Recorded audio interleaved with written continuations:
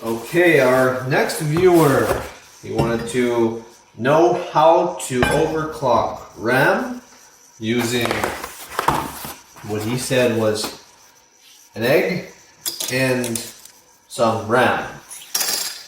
So, of course, it's quite simple. You're going to want to put your oven on medium to low heat, depending on how fast you want this to run. The higher the better, but of course, as you reach higher temperatures, you risk destroying the PCB material and ruining your equipment, just like any other overclock. But let's go ahead and try this out.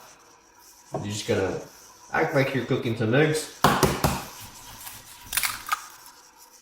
Okay.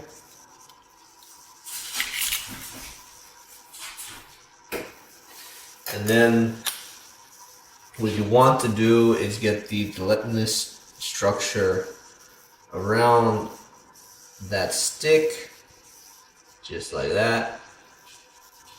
We'll see if we can fit another stick in there, just like that. And just try to, just try to get it like that.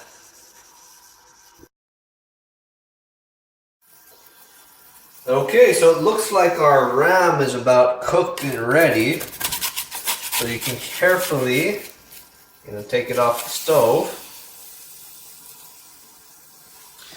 and put it onto a plate for now.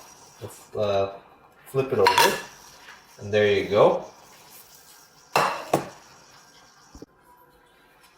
And at this point, you just want to chop it in the shape of the RAM. It's not too difficult to do. The idea is that the gelatin structure that we've now created around the RAM will allow it to be sped up significantly. This will allow you to get much faster, sometimes double, even triple your clock speeds on that RAM, whatever you want to call it.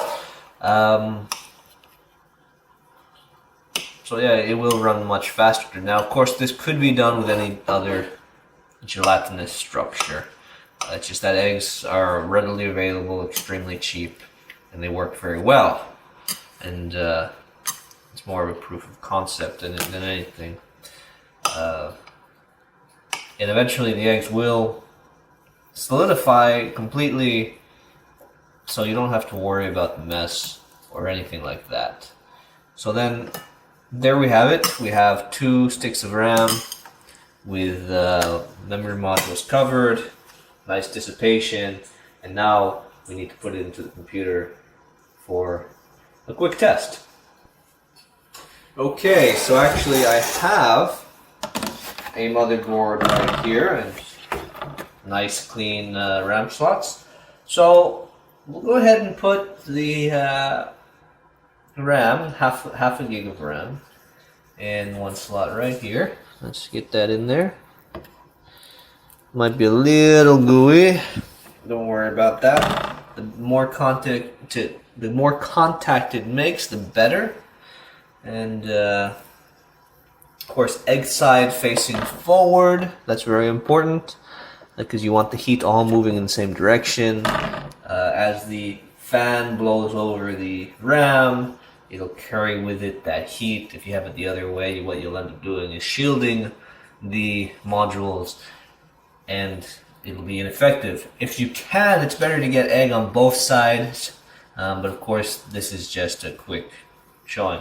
Now, for actual benchmarks, maybe another day. I don't really have time to plug this motherboard in, but you get the idea, and I hope that works for you. Now we'll move on to the next question. I'll go and look at that. And okay, of course, we're doing a quick session. So if you have any questions to ask, go ahead and ask them. Or otherwise, just continue watching and enjoy it.